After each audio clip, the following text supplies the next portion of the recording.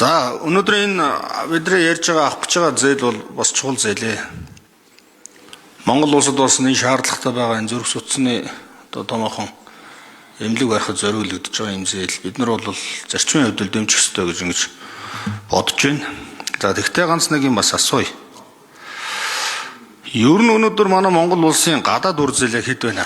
Манай сангийн яамныхан жахаа сайд нэг хариулт өгч.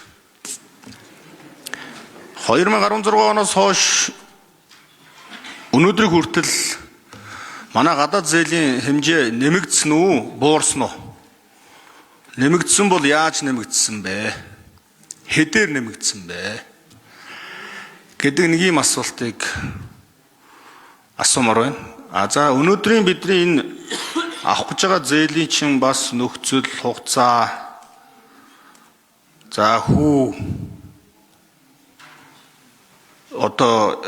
одоо ямар нөхцөлтэйгээр ямар хэмжээний зээл авах гэж байгаа гэдэг талаар бас нэмэлт мэдээлэл авъя.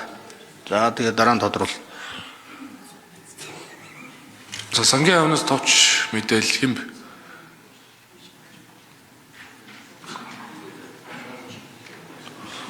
За хариулъя. Микрофон, дөрөвдүгээр микрофон. Тулгай сангийн яам гишүүний асуултанд хариулъя.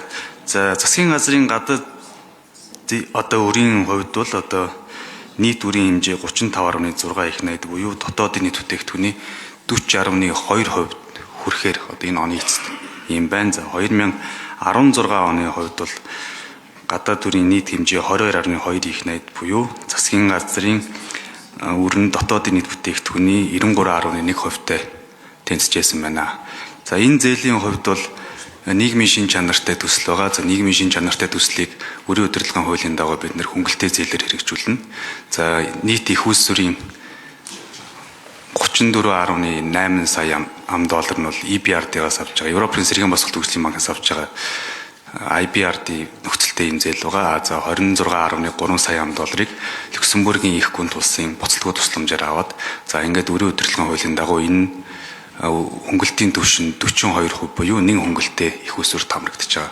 Ийм их усүр.